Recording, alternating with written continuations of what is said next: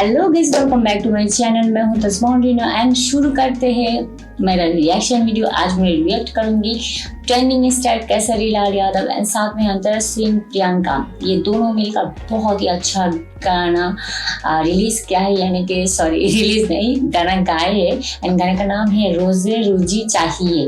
रोजे रोजी चाहिए भोजपुरी लैंग्वेज का थोड़ा मुझे समझ में आते, इतना ज़्यादा नहीं आते, तो इसका मीनिंग मुझे पता नहीं है। सो प्लीज़ मुझे हेल्प करो, पता कर दो, यानी कि कमेंट करके बता दो इसका मीनिंग क्या है।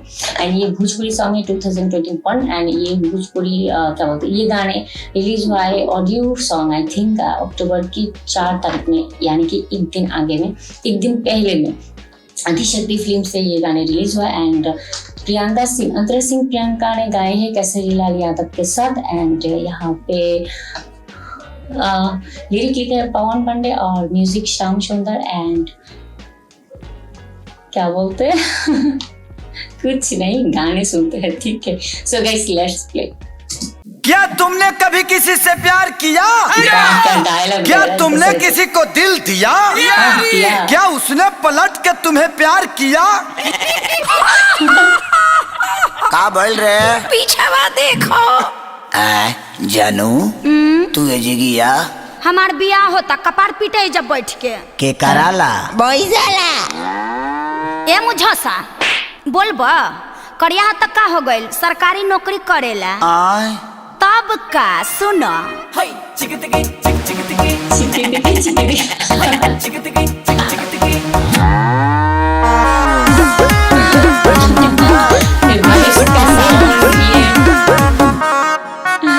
दरोगा तोहर बाबू तू रह गइल बेकार। हारे हारे हारे हम सनम तुमसे हार।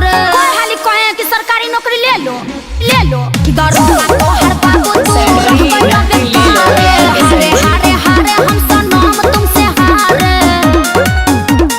मनाया ना बात छोटा ले ही से साथ रे जिंदगी भर हम कथा।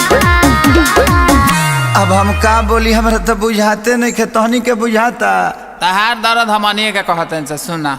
अरे नौकरी के बाराती निकालिए मोदी चाचा, ढेरे लइका बारे बेरोजगार। तहनी से कम दर्द हमरो नहीं खे बाबू, सुनो सही रे।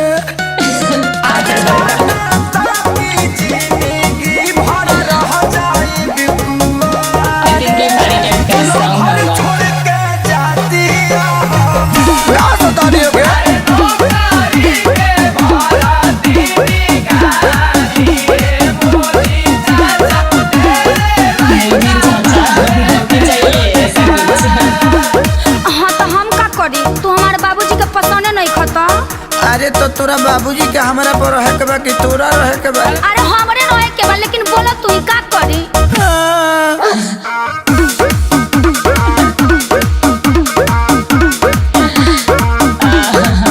खाली जाना फूला के मीठा खात रहला, लागे झूठो खानी भोरे दौड़े जात रहला। तहरा जूता के सोना खियाइल नहीं खे, लागे कबो कोनो फार्म भराइल नहीं खे। अरे हम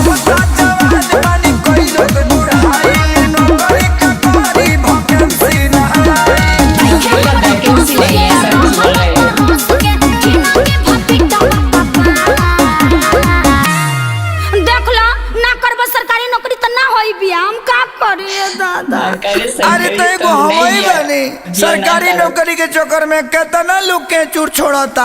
हाँ तो तू छोड़बा का ओकरा साथ ही सोचा तानी। अरे नौकरी के बाराती निकालिए नीतीश चाचा, ढेरे लइका बारे बेरोजगार। अरे मजनू सुनो पर काहे अत्याचार लगाता रहता, सुने ली गुहार सारा अरे हमारी से के अपन बेटी बियाही, कैसे बड़ी बांस परिवार।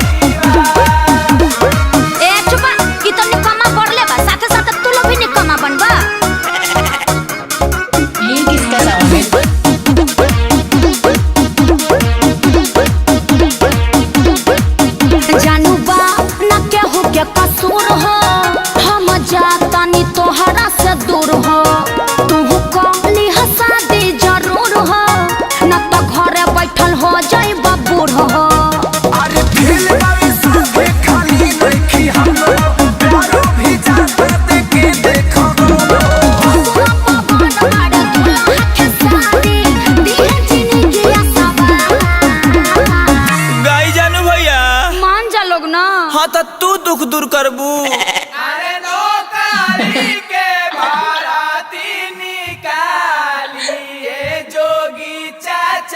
ढेरे लइका बारे बेरोजगार अरे नौकरी ना होई तो चौकड़ी ना मिली लगता कि मरद सब अरे अपुआ भागे सुनाते पराई बेटनो करिया छोड़ल जाता चारी पके बार हे भैया अब का होई हो?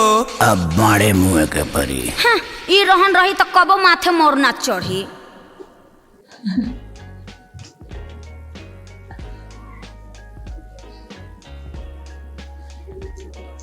ओ भाई बहुत ही अच्छा सॉन्ग है, सो फनी वाला सॉन्ग है, सो यूनिक सॉन्ग है।